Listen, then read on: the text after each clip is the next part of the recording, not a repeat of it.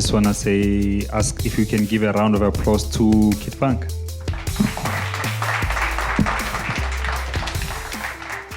Chris branded this session as branding. I know. Yeah, and I mean, like, who better to ask, than somebody who's really grown their own brand, like from Soul Candy days to where you are now. You're obviously an important figure in our scene. But I want to get like a view from you with regards to branding. Like, what makes, in your own opinion, what makes a good brand within our scene? The weirdest thing is I come from Soul Candy, but when I was working at Soul Candy, I wasn't focusing on my brand at all. I was kind of the conduit to working other people's brands. So I used to essentially do what I do at Stay True Sounds, but I used to hide away as an artist or a DJ because I felt like if I was working Sir LSG's project and I'm working mine, it might, like Sir LSG might turn around and be like, yo, but why are you taking all my shine? So I only really started focusing on me, Kid Fonque, as a brand when I left Soul Candy. And when I left Soul Candy, I started Stay True Sounds. And everything seemed to happen at the same time. And then I also started at 5 with Selective Styles. So I was balancing starting my brand as Kid Fonque, DJ, producer, radio host, label owner, dad, tall guy. And then I was building a brand with a label, Stay True Sounds, which no one knew about. And we had to start from nothing. And then I was starting Selective Styles, which was also brand new.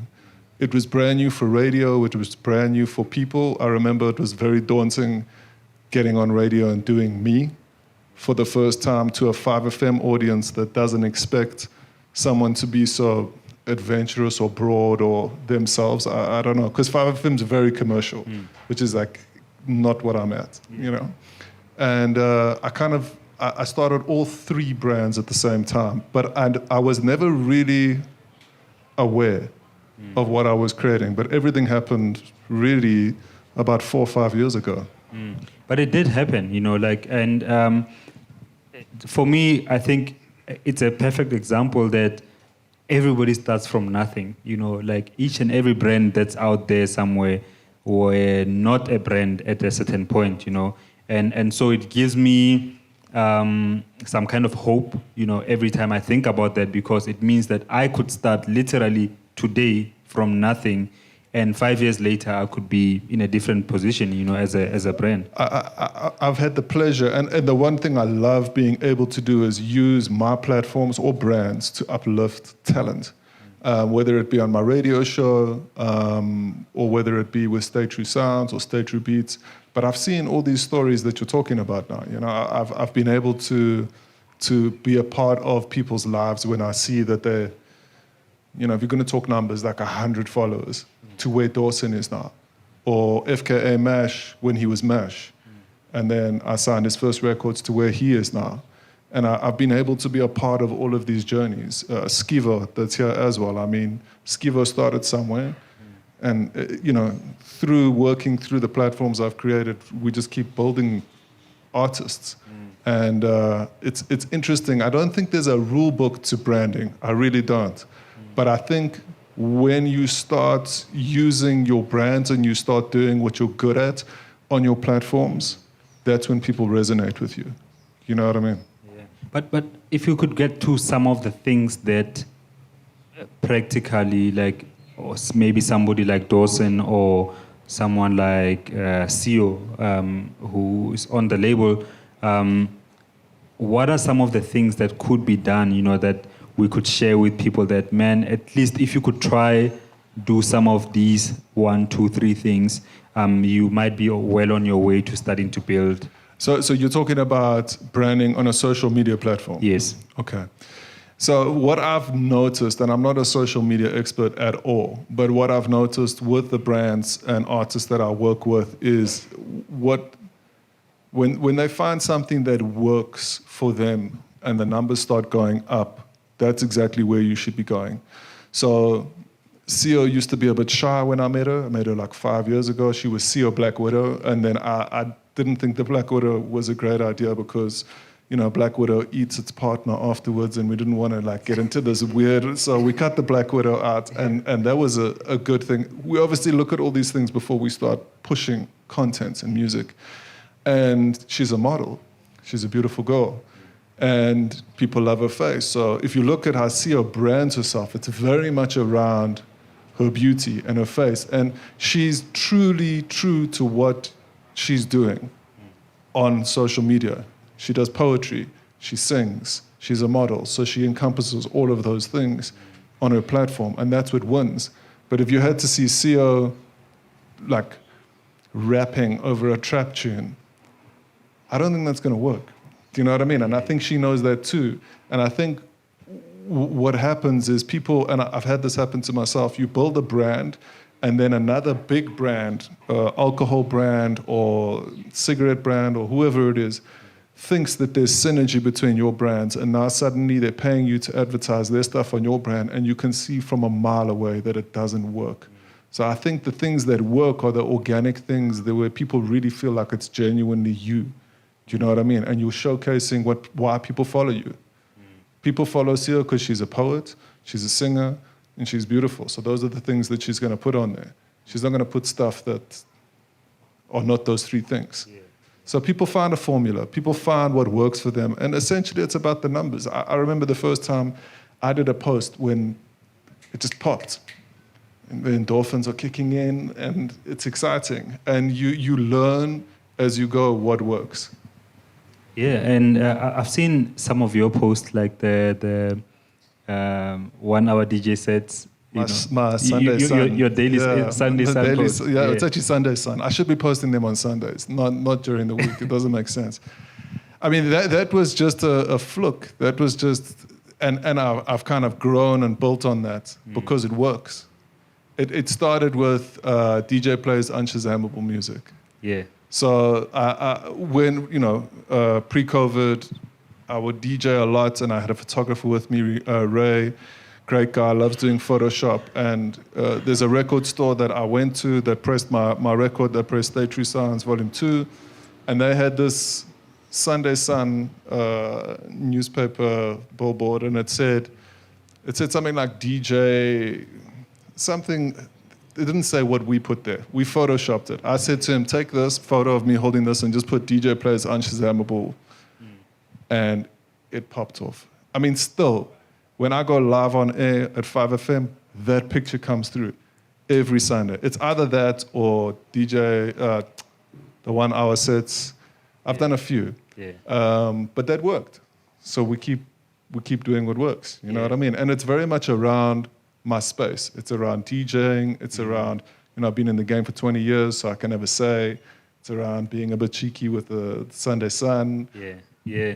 And but for new artists now, just going back with some of the artists who are on your label, someone in particular, China Chameleon, who's fairly a new artist, dropped his first album earlier this year. He's about to drop the second one, but he's also I'm also seeing like that he's becoming, a superstar. He's going there. China's he's well on his way there. He's the next thing, man. He's the next. Like you're saying, you can see it in his social media posts that he's taking this more seriously.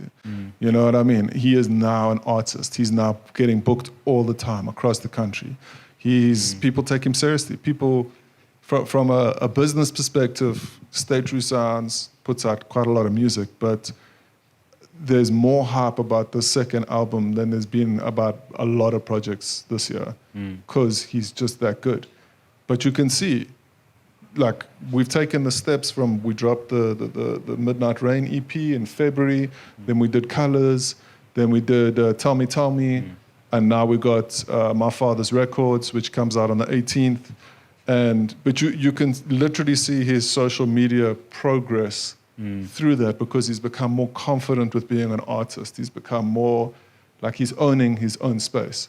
And I think people take you more seriously when you own that, instead of like posting a picture of your dinner, which, people aren't following you to see you eating steers. I I do that. But yeah. But that's, I mean, that makes sense for what you do. Yeah. You know what I mean? I think people spend too much time on social media. But I do think when artists start taking themselves seriously, that the way that they point out to their fans gets kind of a little bit more serious too. Still just talking about like artists on your label, ne, because you've got so many artists that you release, it's a lot of guys that, drop through, stay true. It's a record every week, something like that. We're slowing down. We're slowing down now. It was a record every Friday for lockdown. Yeah. 2021 is going to be a little bit slower. But still, I mean, there's still so much music that we're representing, Yeah, but I want to focus more on brands, like how do you deal with certain artists not really growing as fast as other artists are growing, when they still release on the same label? Because I'm just trying to share with everyone who's here, somebody might be growing faster than you, and it happens. It's the nature of the game. But how do you get any frustrations from the artists? I try not focus on, like what you're talking about is essentially like a management role. When you talk about the music business, there's a couple of things that people get involved in, from a management side or people, they get involved in you as a brand. As Stay True Sounds, I'm a record label. I just want to mess with the music. That's it. I don't want to mess with your gigs. I don't want to mess with your management. I don't want to mess with your brand. You have a voice, and it would be cliched for me to get involved if you are staying true to what you do. That's why I've signed you. But to answer your question, there are some people, like going back to what I said about Sio, where I feel like it would make sense for us to get together and discuss things that would benefit her as an artist and then therefore benefit the music. So being called Sio Black Widow might be a bit scary, whereas being called Sio actually works. An artist that I spent a lot of time with last year was a guy, incredible producer, not a house producer, R&B soul producer called Yours Truly. But we essentially had to change his name because I wasn't prepared to put him out because he called himself Sinatra Ocean. And I was like, if someone's going to listen to your music and you're Sinatra Ocean, they're not going to think of you. They're going to think of Frank Sinatra or Frank Ocean. Yeah, exactly. So there's certain things, like I'm 41, I've been in the music industry over 20 years where I feel like I've got the experience to be able to not tell you what to do, but hopefully be able to guide the ship so that we have a better product at the end of the day. And if people, when I was at Soul Candy and Mark Lulu Cafe was working with me, he wasn't a star at all. He used to work at CD Warehouse before Soul Candy. And I used to go and visit him as a rep and sell him music. And I always knew he was a great DJ. But he was like, nah, DJ. And we were like, so who are you? He's like, I'm Lulu Cafe. And we were like, no. It was the craziest name we'd ever thought of. We're like, how can you call yourself a cafe? Yeah. How can you? It doesn't make sense. Yeah. Nah, look at Lulu, look at Mark.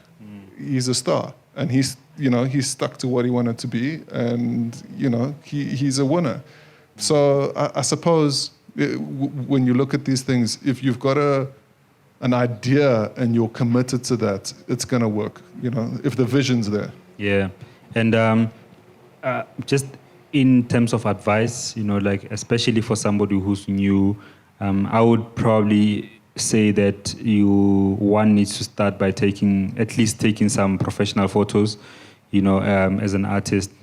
So when you have a fan page on Facebook, you're not posting your selfie as your profile picture. Nothing wrong with that, if that's your vibe. But I think it's really cool to have nicely taken pictures.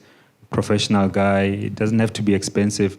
But what other things could people do, especially as a starting point, just to really start building their brand? I think you need to invest in yourself. If you're gonna take this road, if this is what you want to do with your life, release your music. I would work on your craft first before we start getting into the exterior material things.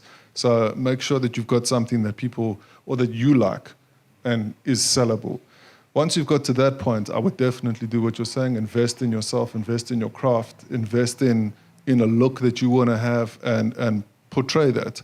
And it may not be for everyone, but represent you. And if your product is good enough, either being a DJ or a producer, inevitably someone is going to find you. But you got to get to the point where you're good enough. And I think this is a global issue. Some people think they're good enough when they're not. And I think you got to keep pushing and keep knocking on those doors.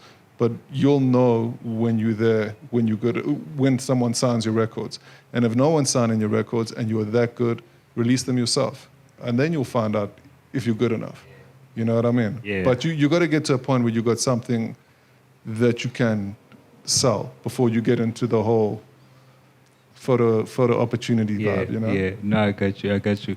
Okay, cool. I want to see if we can get some questions, especially with regards to branding or anything really, if you want to ask him about selective styles.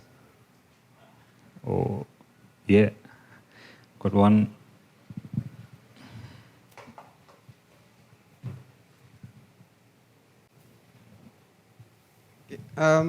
So I see recently, or not so recently, the secret ingredient is to be a producer and a DJ in order to make it. It's even complemented in selective styles because a majority of your guests, they produce and then they are DJs. So for a person who is only a DJ and doesn't produce or can't produce, what advice would you have for them to have a workable brand? Learn how to produce. Good question. No, I'm not being funny. I was you. I was you at Soul Candy. I was you. I was like, I just want to be a DJ. All I want to do is be a DJ. But I had incredible taste in music. I had the world in my hands in regards to the amount of promos that were coming in and us being able to select the right songs to get licensed. But no one, if you're going to take it to the next level, no one's looking for a great DJ. Because DJ, even if you're looking at the equipment that they've got here, you could DJ off your phone. I've been to venues where guys are playing iTunes plugged into the sound system and they press play and people are dancing because it's a popular song, not because it's a good DJ.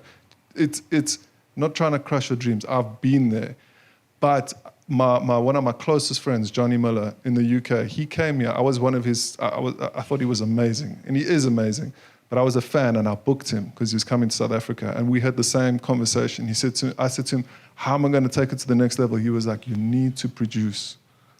If you think about anyone that's big in the scene, excluding Vinny and Christos, they're the DJs, but they've been DJs since we can remember. You want to make it, you got to make music. You really need to. So invest in that and invest in the music that you want to make. But I think that is what will help your DJ career.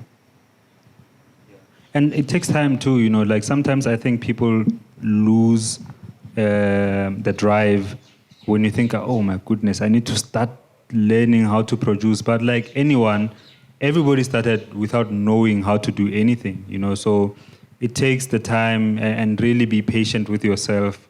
If you really, really want to do it, be patient with it. It might take a year, it might take 5, but at some point, something will happen if you're good enough, like you'd say. I've got one more question, Kahi. My lady.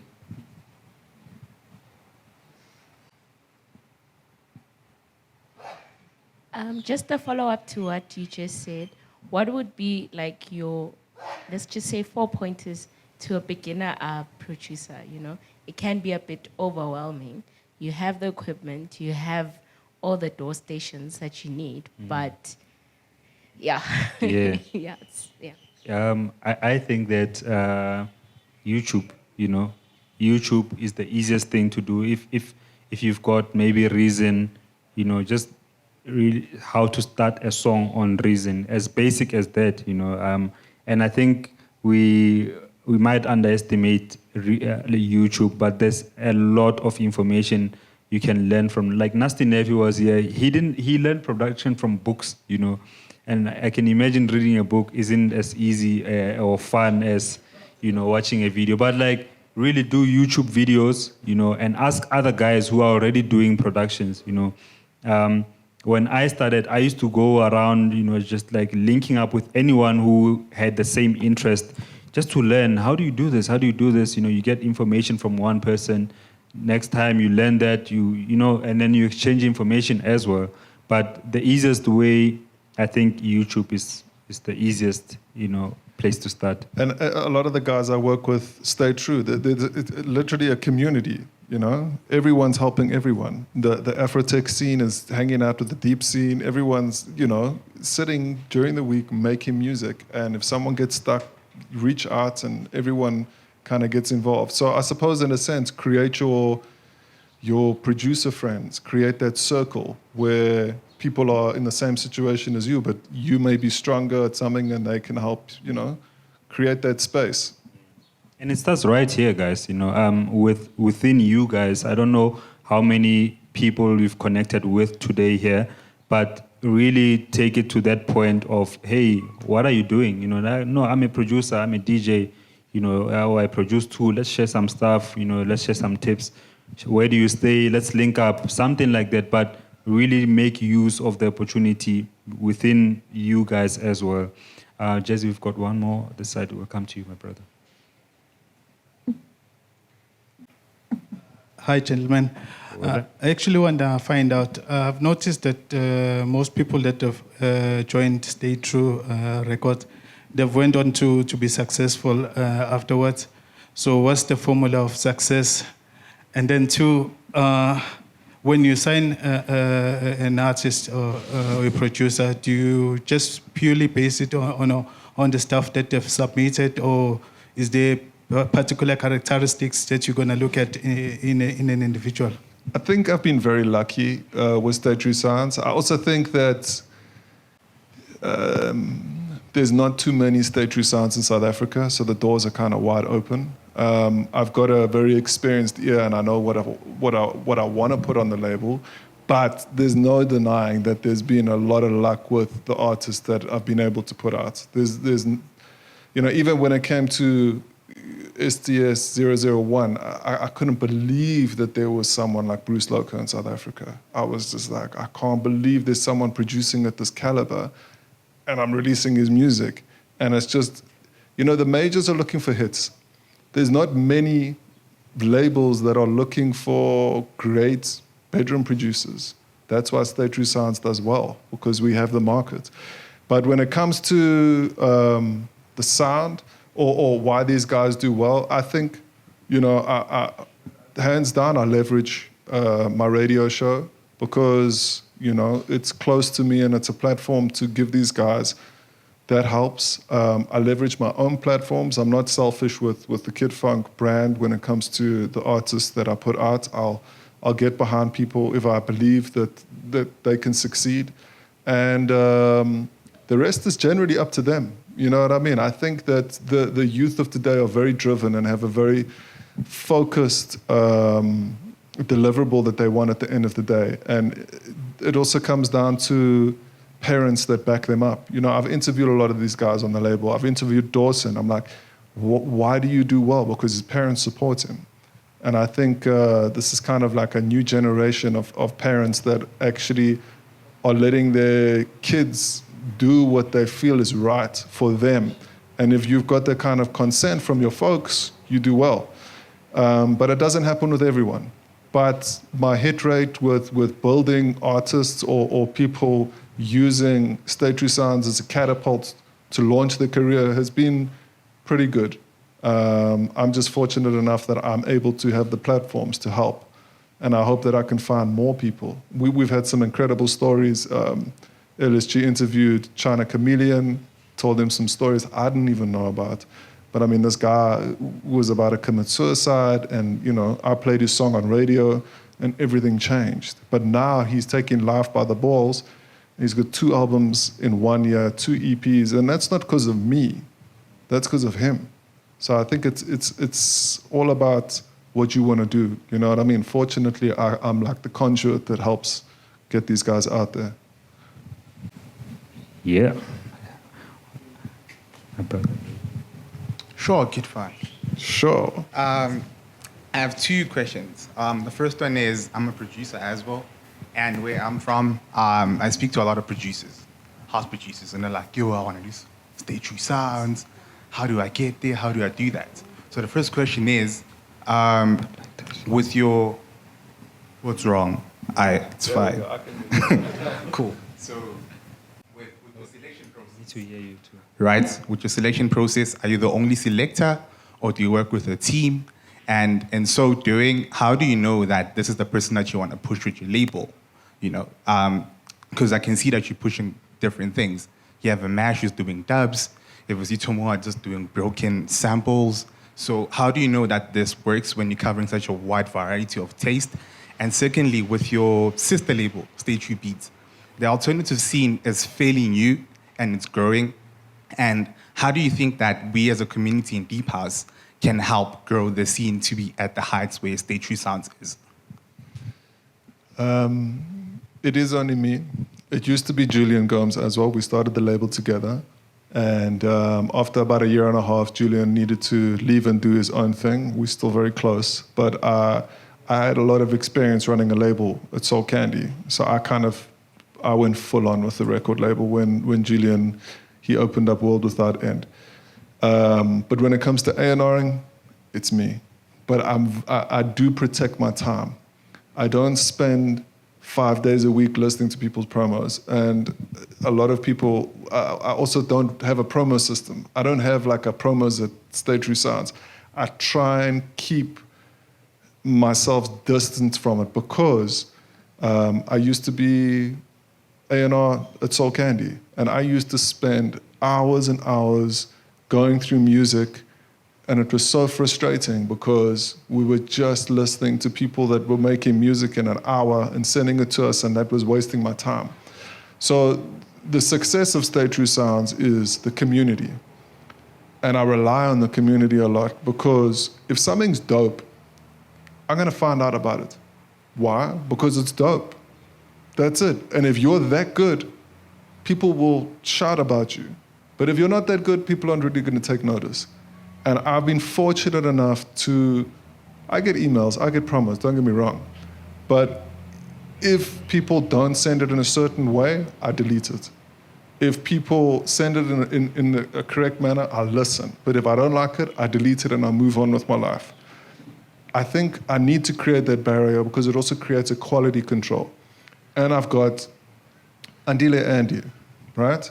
How do I know about him? China Chameleon. That's how it works. If you're making dope shit and a DJ gets hold of it, I'll find out about it. That's how it works. So I can't spend 24 hours a day listening to promos. But trust me, you get to FKA MASH, China will sit here and tell me about FKA MASH because it's that dope. And so will you. And so it's just about making great music. And China Chameleon was making music for 10 years before I picked up his record. But I picked it up, not from him, from Traxsource. Why? Because it was great. And when I played it, it changed his life. But it was because it was great. Do you know what I mean? So I don't know if that answers your question, but that's my way of working through and A&Ring for Stay True Sounds. What was the second question? Oh, Stay True Beats. Stay True Beats for me is a passion project because I'm not just a house head. I actually don't even come from house music. I come from hip hop and soul. You can see it in my dress sense. You can see it in like my vibe. I DJ'd hip hop and trip hop first. That was my love. I learned about house music and it became my passion from Soul Candy because I would put myself in that position. Stay True Beats, I tried to release the content on Stay True Beats under Stay True Sounds. But the house heads were like, what the fuck are you doing? So I had to literally create two labels, which made more sense. And it's a passion project. It doesn't fill my bank account. I'm in the industry. I love the music these guys are putting out. Yours truly, CO, September Youngster's insane. He's amazing.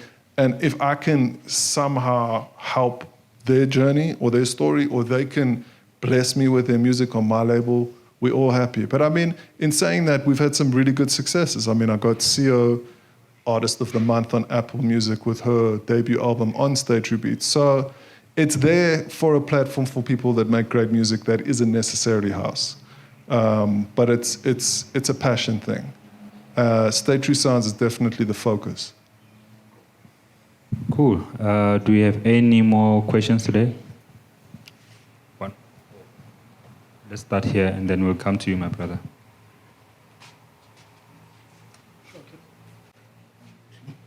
Can you hear me? Oh, I heard you mention something like there isn't many Stay True Sounds in SA, and there's a gap for that. So how can one go about establishing themselves as a record label just to put other artists which are not heard out there? We need more Stay True Sounds. Honestly, it's something I say a lot because I'm taking a lot of artists, I'm putting out a lot of music because there's not enough platforms. There's great labels. There's House Africa. There's Just Listen. There's a great labels that are putting out super content. But for some reason, I'm getting a lot of it. If you want to open a label, you got to open a business, and you got to understand the copyright music business. Fortunately, I got schooled in that at Soul Candy. It was part of the position I put myself in. They were sending me to Graham Gilfillan, who's a lawyer in copyright, to learn the music business. So I learned a lot of my knowledge about how the industry works, and I took that and used it with my own business. But we need way more platforms than Stay True Sounds because I can't put out everything. You know what I mean? I think there's some incredible labels out there. I think we need more though, because our scene is thriving in this country, more so than overseas, and they have way more labels than us. You know what I mean? You look at the UK, they've got Free Range, they've got Defected, there's labels coming out your ears, but in this country, there's a few. We need more independent record labels, putting out great music. And sometimes, like I said, if you're a producer and your stuff is not getting out there, but you're confident in it, put it out yourself. Zito Moa, I was pulling his content down from his own label to release myself because he got sick of people not accepting it. And then I came just after he released his own music on Bandcamp. And I was like, please, let me put your music out. But he got to the point where he did it himself, the DIY, which made me notice him. You know what I mean? But I can't tell you the recipe of how to do a label because it's really, really intense. You need to know a lot of things contractually, but if that's your passion and that's what you want to do, you must do that, please, because people need more platforms. Thanks. Cool. We're going to take one more.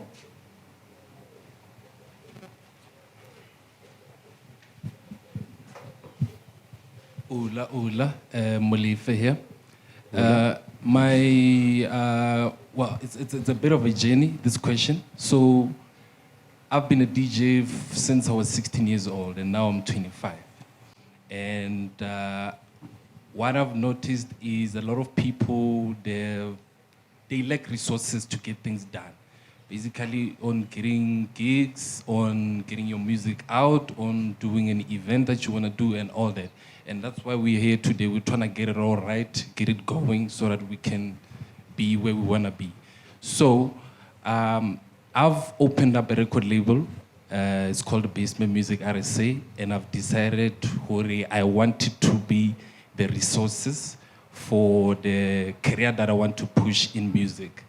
One thing that I've been successful in is streaming. And it's been going so well that we get recognition from even international artists.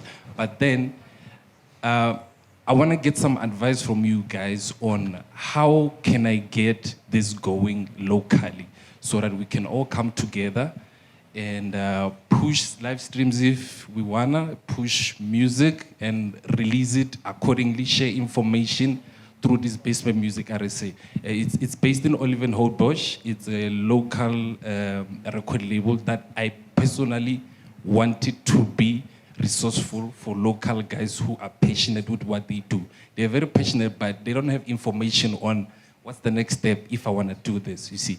So I've noticed that in myself, I've lacked resources and I created it, and now I want it to serve me and to serve the people of Olivenholt and as many people as we can.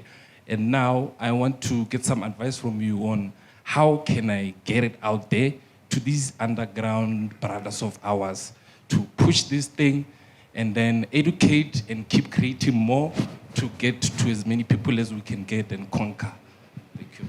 Shout out to you, man. I mean, you're doing it. You got a record label, which is great. Are you saying you're pushing streams, so like DJ streams, or streaming like you selling your music online and people are streaming it?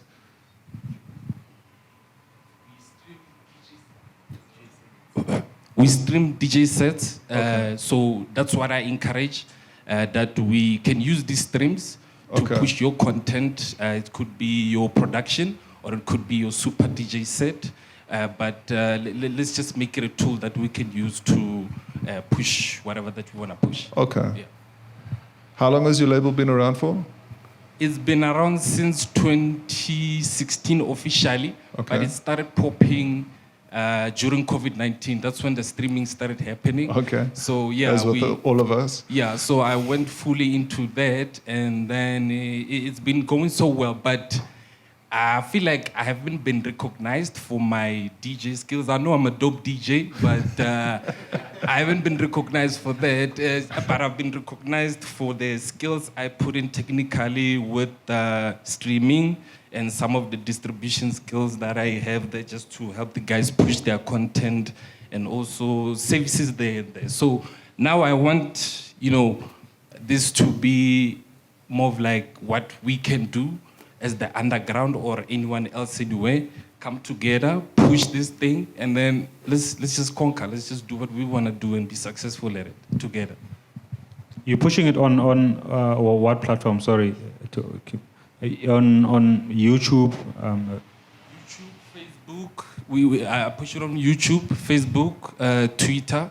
So what I usually do is we go live. It's either YouTube, Twitter, or Instagram, and then later on we put that content on YouTube for recapping.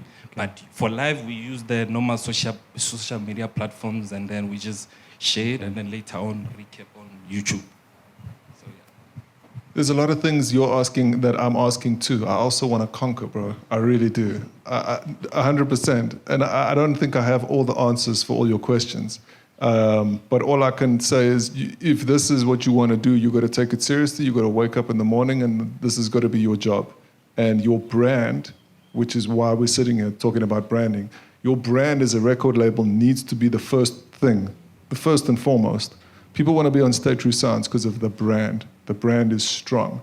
So the bigger you build your brand, whether it be through streams or through the music that you sign, the more people are going to want to come to you. But you got to take it seriously. I'm sure you are. But shout outs for doing your thing.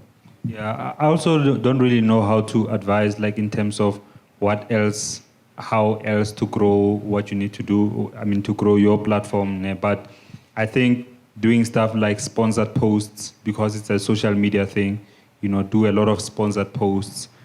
Try get other guys who are here in the summit, come and do guest mixes if you can, if they can do it, to help grow your platform.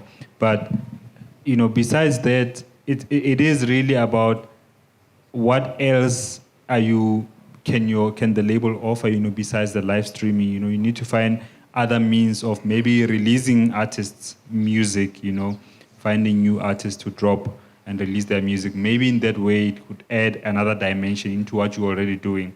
But kudos to you, But I think sponsored posts, if you sponsor your posts on social media to get more reach, that's probably a first place I would start. Cool. I think we can wrap it for today and start again tomorrow morning at 10. Let's give a round of applause to Kid Fonque. Sure, thank you.